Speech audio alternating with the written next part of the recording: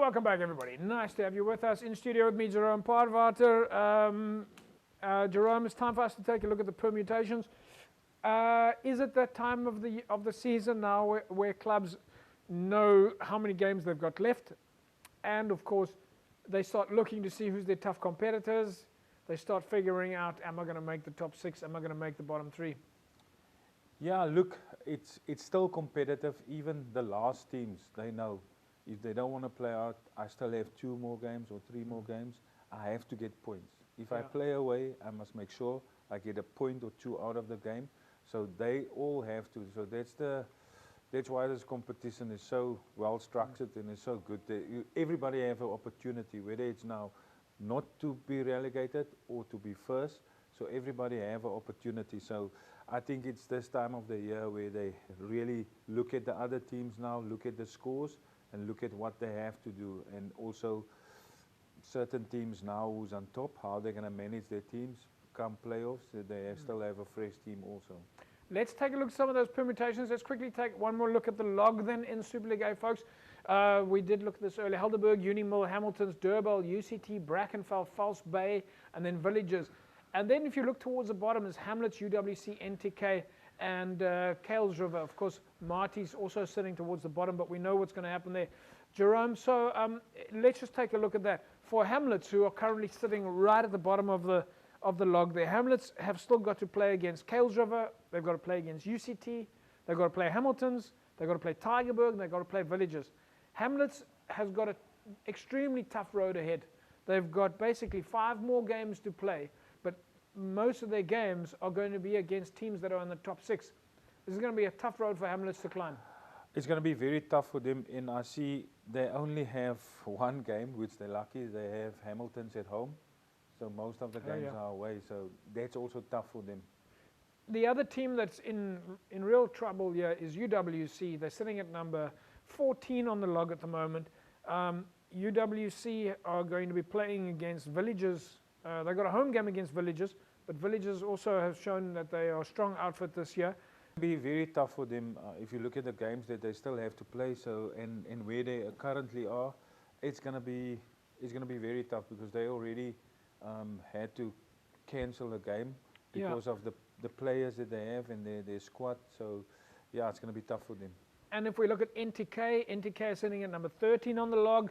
They in fact are doing a little bit better than they've done for the last 5 years. NTK still has to play Tygerberg, Kales River, Villages, UCT, and Unimil. But they could get some points out of that. And I think that their challenge will be between NTK and Kales River at the moment, because Kales River is sitting just above them on position 12 on the log. And if we look at Kales River's fixtures still coming up, Kales River still have to play Hamlets, NTK, Brackenfell, Villages, and Marty's. So Kales River themselves could get a little bit of a breathing space. So it does look like the fight for position 3 at the bottom of the log is between Kales River and NTK. Yeah, look, obviously Kales River, as we were saying, now is the time where they look at the opposition. So games that they're going to target, they're obviously going to target Hamlets. And Hamlets is a home game for them. And then NNK away. That's basically the 2 games, I would say, as a coach, which they are looking at now to get points out of. Well, it does look like, from a paper point of view, it does look like it's going to end up for that playoff game between Kales River and NTK. I think Tygerberg, if we look at the Tygerberg fixtures, they've got to play NTK, they've got to play UCT, and they've got to play Hamlets. Tygerberg looked like they could be in a safe space. Still 5 games to go though, but a bit of a room to move for the teams. No, it is. And if I'm NNK's coach now, I would say, if I get a penalty kicking range, it doesn't matter. Just work with my kicker. Just get the points. Just kick the ball away. Just get the points. Just get the points. All right, folks, let's take a look at some of the other results then. Of course, in Super League B, here we see it was a win for SK Warmers, 50 points to 6 over Langa. Young Peoples went down to Hands on Hearts. Franschhoek with a big win over Paul. Belleville, 23-22 over Primrose, and Vineyards went down by 1 point to CPUT.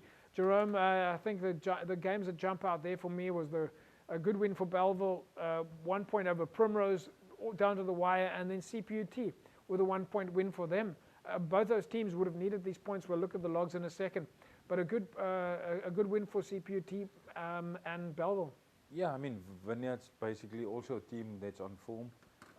So it's a good win for CPUT. Yeah. I think Belleville will take their points, even if there's like 1 point that they won the game with. So I think they'll take the points. Yeah, so let's look at the logs quickly then. We see Franschhoek sitting at the top of the log in Super League B, followed by SK Warmers, All Saints, Belleville and CPUT. And you can see there the difference immediately that it's made, Jerome, is that with Belleville and CPUT now positioned at 4 and 5 on the log, hands and hearts, those are results for them as well, now 6. And then we start getting into positions 7, 8, 9, and 10, where possibly Strand, who has a game in hand, could make a difference. But the top 6 in Super League B look a little bit more stable. Yeah, they do. And look, CPUT basically in SK Warmers, they still have 2 more games in hand. So they can, if they can win their 2 games, they can end up a bit higher than the others. Yeah. All right, folks, let's take a look at your results in Super League C. And, of course, Peniel Villages 32-17 over Busy Bees. Macassar beating Blue Jays 25-15. A win for Van der Stel over Rangers. Blue Stars went down to Eerste Rivier, and Hamadias with a win over Goodwood.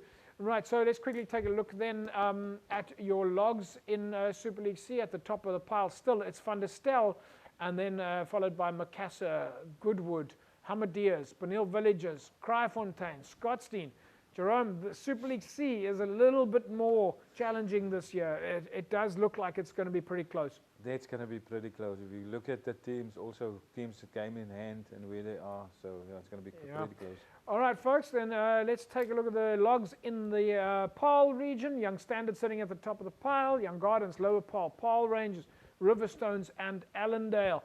And of course, very equal there as Young Standards now again come to the top of the log. So, wow, there's a bit of a up and down there, Jerome, musical chairs. The bun fight between Young Standards and Young Gardens. It's really shifting almost every week now. Both teams on equal log points. So, wow, it really does look like that Paarl region has also had a shift since the days of domination of the Paarl, Lower Paarl, and Paarl Rangers. Yeah, but they basically, it's only one of the leagues you can see who's the guys that's basically through. Yeah. Let's take a look at your fixtures coming up then this weekend. It's 13 against 10. NTK take on Tygerberg. Durban up against St. George's, UCT Marties, Kales River and Hamlets. Villages take on UWC and False Bay take on Brackenfell. In Super League B, it's Belhar and Franschhoek, SK Warmers and CPUT. Primrose and All Saints, Strand take on Kylemore, and Lunga are up against Young Peoples. While in Super League C, it's Goodwood and Scottsdene, Hamadias and Macassar, Masiphumelele and Rangers, Kraaifontein and Albions, Van der Stel and Blue Stars, and Blue Jets take on Busy Bees, while in the Paarl region it's Riverstones and Lower Paarl, Simondium and Allendale, and then of course Peril United and Violets Paarl. Jerome, take a look at some of your barometers then. Our first barometer this weekend that we are going to take a look at is False Bay and Brackenfell. Jerome, the log points there, both teams are sitting on 29 log points. If we look at some of the 50-50s there, False Bay have got a 45% win rate. Brackenfell have got a 50% win rate. False Bay, when they play away from home, or when they play at home, are scoring 32 points. Brackenfell, when they play away, are scoring 35 points. The barometer is telling us that the odds are in favor of Brackenfell, even with False Bay getting the fan factor. Yeah, look, I'm going to put my head on the block here and I'm going to say False Bay, because at home False Bay is a tough customer. All right. So you're going with False Bay. False Bay home ground advantage. All right, let's take a look well, folks, it is really getting rather tricky for us to look at some of these predictions. But one of the matches that we can look at here is UCT against Marties. It's slightly different now, Jerome. These two teams, obviously it's more complicated because they haven't been playing, but the barometer tells us that it's because of the win rate, and obviously because UCT's played more games, the barometer tells us it's in favor of UCT. Yeah, it's going to be tough because Marties is again like UCT last week. They haven't played a lot of what UCT played last week. Marties didn't play. So I think it's going to be tough for Marties. Right, so folks, we've got so many games that are big games this weekend. Of course, SK Warmers is sitting at the top of Super League A at the moment, and they are, of course, CPUT is looking to make sure that they stay safe. Jerome, if we look at the barometer here, SK Warmers against CPUT. SK Warmers sitting number 2 on the log. They're currently 100% unbeaten. And of course, CPUT had a good win last weekend. This is going to be an interesting game. Fan factor, of course, going in favor of SK Warmers. Fan factor for SK Warmers is a big one. They're playing at the track. This means CPUT are really going to have their work cut out for them. Yeah, look, it's going to be tough. SK is doing well this whole season. CPUT also, we know the rugby that they can play. If they can manage the forwards of SK, I think they'll be in for a shot. But I think Alistair would be happy if they can just get points out of this game also. It's a away game. Yeah. All right. Well, folks, we know that it's another exciting weekend of club rugby. Jerome, your plans for the weekend? So many games. So many games. Yeah. I'm going to see maybe 2 games again this weekend. Yeah. Well, Super League A has got a full house this weekend. Lots of big games there. I think if we had to pick some of the games, UCT Marties is basically an intervarsity. And I think that match between False Bay and Brackenfell is going to be a big one. Of course, Kells River will want to make sure they get the points against Hamlets. Jerome, thanks for joining us. We'll see you again next week, same time, same place. Yeah, thanks. I think the weather prediction for this week is we won't have any cancellations. I think everybody would play. So yeah, absolutely. Well, it's a full house of rugby, folks. We're looking forward to lekker rugby this weekend. That's all we can say, lekker rugby. We'll see you again next week, same time, same place. Have a fantastic rugby weekend. Bye-bye.